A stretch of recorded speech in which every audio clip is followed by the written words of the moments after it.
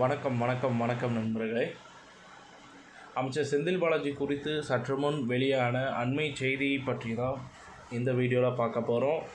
அதாவது அரசியல் அனுபவத்தை வைத்து எப்படியாவது நீதிமன்றத்தையும் அமலாக்கத்துறையும் ஏமாற்றி வெளியே வந்துடுவார் இந்த கேஸ் அப்படின்னு பார்த்திங்கன்னா நினச்சிட்டு இருந்தவங்க அனைவரும் பார்த்திங்கன்னா அனைவருடைய வாயிலுமே மண்ணை போற்ற அளவுக்கு ஒரு விதமாக பார்த்திங்கன்னா இப்போ செந்தில் பாலாஜி அவர்களுக்கு பார்த்திங்கன்னா அமைந்திருக்கும் இந்த 90% பார்த்திங்கன்னா அவருக்கு இருதய ப்ராப்ளம் இருக்குன்றத மாதிரி உறுதி செய்யப்பட்டிருக்காங்க.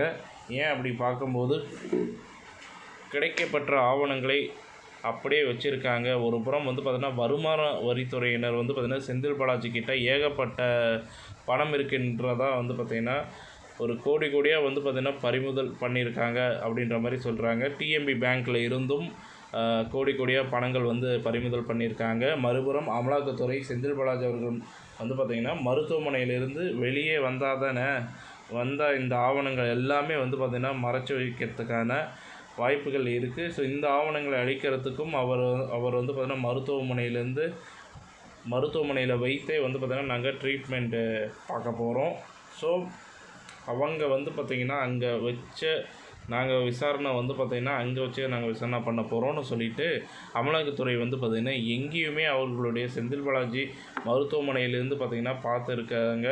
ஸோ இந்த பக்கம் பார்த்திங்கன்னா சென்னை மத்திய கூட்டுறவு பிரிவு பார்த்திங்கன்னா இவங்க என்ன பண்ணியிருக்காங்க அப்படின்னு பார்க்கும்போது செந்தில் பாலாஜி அவர்கள் பார்த்திங்கன்னா 13 ஆண்டு காலகட்டத்தில் பார்த்திங்கன்னா இருந்தே போக்குவரத்து துறை அமைச்சராக பார்த்திங்கன்னா இருந்தார்.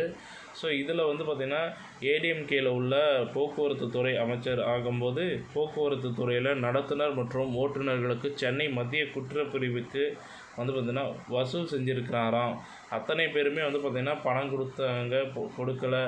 அத்தனை பேருமே பார்த்திங்கன்னா அவங்களுக்கு சொல்லி சம்மன் பார்த்திங்கன்னா அனுப்பிச்சிட்டாங்க. 1500 பேருக்கு பார்த்திங்கன்னா கொஞ்சம் நினச்சி பாருங்கள். ஆல்ரெடி அமலாக்கத்துறை 150 பேர்கிட்ட பார்த்திங்கன்னா விசாரணை பண்ணாங்க தான் சொல்கிறாங்க. ஆனால் மத்திய கூட்டுறவு பிரிவு பொறுத்தளவுக்கு 1500 நடத்துனர் மற்றும் ஓட்டுநர் அந்த 1500 பேரையும் சம்மன் கொடுத்து நேரில் ஆஜராக சொல்லியிருக்காங்க. நேரில் இன்றைக்கி 300 பேர் விசாரணை பண்ணாங்க. அந்த 300 பேர்கிட்டையும் பார்த்திங்கன்னா குடையிற மாதிரி ஒரு கேள்விகள்லாம் கேட்டிருக்காங்க. எது மாதிரி செந்தில் பாலாஜி பார்த்திங்கன்னா அவ்வளோ காசு வாங்கினீங்க, செந்தில் பாலாஜிப்பா நீங்கள் காசு வாங்கினது எவ்வளோ காசு கொடுத்தீங்க, வேலைக்கு ஜாயின் பண்ணீங்க, அதுபோல் என்னென்ன சர்டிஃபிகேட் கொடுத்தீங்க, சர்டிஃபிகேட்டில் சரியாக தான் இருந்துச்சா அதெல்லாம் செக் பண்ணி பார்த்தாங்களா, அதுபோல் பார்த்திங்கன்னா நீங்கள் உங்களுடைய குவாலிஃபிகேஷன் என்ன, நீங்கள் எந்த ஏரியா சேர்ந்தவங்க, செந்தில் பாலாஜி பற்றி உங்களுக்கு எப்படி தெரியும், சரிவர தெரியாமல் எப்படி இருக்குது.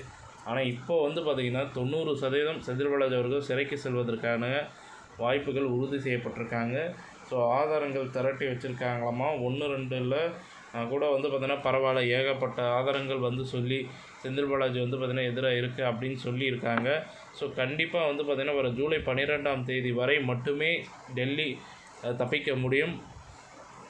அதை தாண்டி டெல்லிக்கு தூக்கி சென்றுவார்களா என்ன ஏதுன்றதை பார்க்கப்படுகிறது. அதில் எந்த ஒரு மாற்றமும் இல்லை. செந்தில் பாலாஜிக்கு எதிராக ஏகப்பட்ட ஆவணங்கள் கிடச்சிருக்கு. இது பற்றி நீங்கள் என்ன நினைக்கிறீங்கன்றத கமெண்ட் பாக்ஸில் கமெண்ட் பண்ணுங்கள். அமலாக்கத்துறை பார்த்திங்கன்னா என்ன செய்ய போகிறாங்க அப்படின்றத பொறுத்திருந்து பார்ப்போம். இந்த தகவல் பிடிச்சிருந்தால் லைக் பண்ணுங்கள், ஷேர் பண்ணுங்கள். நன்றி, வணக்கம்.